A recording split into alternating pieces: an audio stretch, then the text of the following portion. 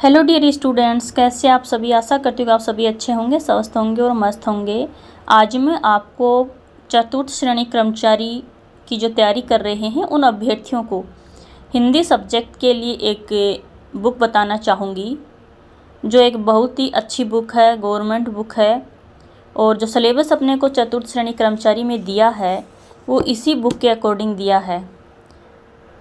Dear students, बड़ी बड़ी किताबें ला कर के बहुत सारा मैटर इकट्ठा करने से बेहतर होगा कि हिंदी के लिए अपन ये एक ही बुक, हिंदी में बहुत ज़्यादा सिलेबस नहीं दे रखा है, जो सिलेबस दिया है वो इस बुक में से कुछ टॉपिक दिए अपने को। तो ये जो बुक है या ये तो आपको मार्केट में मिल जाएगी या फिर किसी आपके पास ही के गवर्नमेंट स्कूल में भी ये बुक मिल जाती है। तो मैं आपको बताती हूँ कि कौन कौन से जो टॉपिक हैं इस बुक में से अपने को 4th ग्रेड में दिए हैं। इसी बुक में से वो सारे टॉपिक आपको मिल जाएंगे। हिंदी के लिए जो टॉपिक दिए हैं वो है, पहला तो है तत्सम तद्भव और देशज विदेशी शब्द। दूसरा, संज्ञा सर्वनाम क्रिया विशेषण दिया है अपने को, काल दिया है, संधि दी है, समास नहीं है, उपसर्ग और प्रत्यय दिए हैं, पर्यायवाची दिए हैं, विलोम शब्द दिए हैं, वाक्यांश के लिए एक शब्द दिए हैं। ठीक है। और फिर दिया है मुहावरे और लोकोक्तियाँ। इसके अलावा अपने को पत्र एवं कार्यालय अभिलेखन ये टॉपिक है, ये हिंदी में दे रखा है। और एक दे रखा पारिभाषिक शब्दावली, जो आपको ये दिख रहा है 19 नंबर पे, पारिभाषिक शब्दावली। बस इतने ही जो सिलेबस के टॉपिक हैं वो अपने को 4th ग्रेड में दिए हैं। बाकी इस किताब में से भी कुछ टॉपिक छोड़े गए हैं। तो बेहतर होगा कि मार्केट में नई नई बुक्स ख़रीदने की बजाय अपन एक ही ये जो गवर्नमेंट किताब है इसको लेकर के अपनी तैयारी करें। इसको पढ़ने का फ़ायदा एक ये भी होगा कि अगर पेपर में कोई त्रुटि होती है तो अपन इस किताब को आधार मान करके अपनी जो आपत्ति है वो लगा सकते हैं। एक क्वेश्चन का भी एग्ज़ाम में अपने सभी को पता कि बहुत महत्व होता है। अगर एक क्वेश्चन गलत होता है तो हज़ारों अभ्यर्थी उस क्वेश्चन की वजह से पीछे रह जाते हैं। तो ये जो बुक है इसमें सारे टॉपिक दिए हुए हैं, आपको इसी बुक से तैयारी करनी चाहिए। बाकी आपकी मर्ज़ी है। इस बुक में मैं आपको दिखाऊं जो कार्यालय पत्रों से संबंधित जो टॉपिक है ना, वो देखो ये वाला टॉपिक है, इसमें सारे दे रखे हैं। कार्यालय पत्रों से संबंधित ज्ञान, ये सरकारी किताब है, इसमें सारे टॉपिक दिए हुए हैं।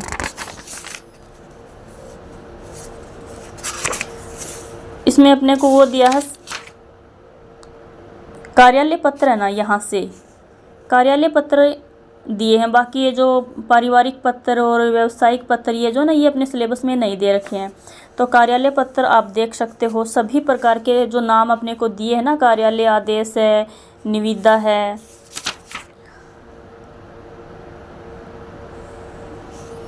ये देखो आप, विज्ञप्ति है, कैसे लिखी जाती है, कैसे क्वेश्चन इसमें पूछे जाते हैं, परिपत्र है, अनुस्मारक है, और ये जो अर्धशासकीय पत्र है, ज्ञापन है, यहाँ तक।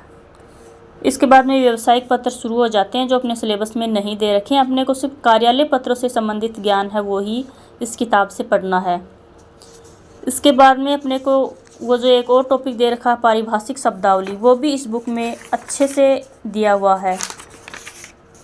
पारिभाषिक शब्दावली, कार्यालय पत्रों से, कार्यालय जो होते हैं उनमें कौन कौन से पारिभाषिक शब्द काम में लिए जाते हैं, कोई शब्द इंग्लिश में बोला जाता है, कोई हिंदी में बोला जाता है, तो उसके लिए ही ये जो शब्द है ना ये दिए हुए हैं। देखो कितने सारे शब्द हैं, जो सारे इम्पोर्टेंट शब्द हैं। एक भी शब्द इस किताब से बाहर अपने को 4th ग्रेड में नहीं पूछा जाएगा। और एक बात और अच्छी है, ये जो टॉपिक है ना पारिभाषिक शब्दावली वाला, ये हिंदी और इंग्लिश दोनों में दिया हुआ है। तो अपन एक जगह याद कर लेंगे ना, तो इंग्लिश और हिंदी दोनों में ही ये टॉपिक अपने काम आएगा। देखो कम नहीं दे रखे हैं इसमें, अच्छे खासे दे रखे हैं पारिभाषिक शब्दावली। ये ऑथेंटिक भी हैं और ये काफ़ी भी हैं। अगर हम इस बुक से इतने सारे याद कर लेते हैं तो इससे बाहर क्वेश्चन नहीं जाएगा। तो मैं 4th ग्रेड की तैयारी करने वाले अभ्यर्थियों से यही कहना चाहूँगी कि हिंदी के लिए ये बुक वो ज़रूर पढ़ें। सिलेबस इससे कवर हो जाएगा और क्वेश्चन जो है वो इसी बुक से अपने को मिल जाएंगे। ये बहुत अच्छी बुक है, ज़रूर अपने को इसको पढ़ना चाहिए। अगले वीडियो में मैं आपको इंग्लिश के लिए एक बहुत ही अच्छी बुक है उसका रिव्यू दूंगी, बताऊंगी। वो बुक मेरे पास भी है और मैं उससे पढ़ भी रही हूँ। साथियों, लगभग 54,000 पोस्ट हैं। नाम 4th ग्रेड है, जिसको चतुर्थ श्रेणी कर्मचारी भी बोलते हैं। उसमें से भी अगर एक सीट अपने नहीं ली हमने तो हमारे पढ़ने का अब औचित्य ही क्या रह जाएगा, फिर हम पढ़ ही क्यों रहे हैं।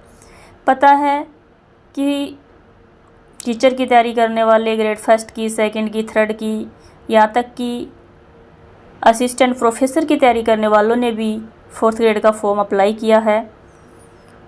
तो कहीं ना कहीं कंपटीशन भी ठीक ठाक रहेगा। अगर वो बच्चे भी एग्ज़ाम देते हैं तो इसमें मेरिट तो बढ़ेगी, चाहे वो बाद में ये नौकरी करे या ना करे, लेकिन एक बार तो वो सीट रोकेंगे ही। तो अपने को भी तैयारी बहुत अच्छी करनी पड़ेगी और एक नौकरी होती है सरकारी, हम सबको पता है।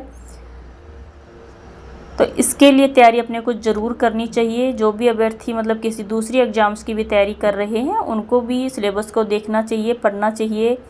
एक बार अपने को कोई छोटी मोटी नौकरी मिल जाए ना, तो उसको ज्वाइन करके अपन अपनी तैयारी कंटिन्यू रख सकते हैं। कोई ये थोड़ी कहता कि अब आप 4th ग्रेड में लग गए तो आप ये टीचर नहीं बन पाओगे, कॉलेज लेक्चरर नहीं बन पाओगे, या फिर कोई और ऑफिसर आप नहीं बन पाओगे। कम से कम थोड़ा वो डिप्रेशन तो दिमाग से निकल ही जाएगा। उसके साथ साथ हम अपनी आगे की तैयारी जो है वो करते रहेंगे और अपना जो लक्ष्य है वो भी पालेंगे। तो धन्यवाद स्टूडेंट्स, आज के लिए बस इतना ही। कल मैं आपको इंग्लिश की बुक का रिव्यू दूंगी। तब तक के लिए बने रहिए और मेरे चैनल स्टोरी बाय सन्नू को ज़रूर ही सपोर्ट करें। इसी तरह से मैं आपको 4th ग्रेड के लिए समय समय पर जो जानकारी है वो साझा करती रहूँगी। धन्यवाद।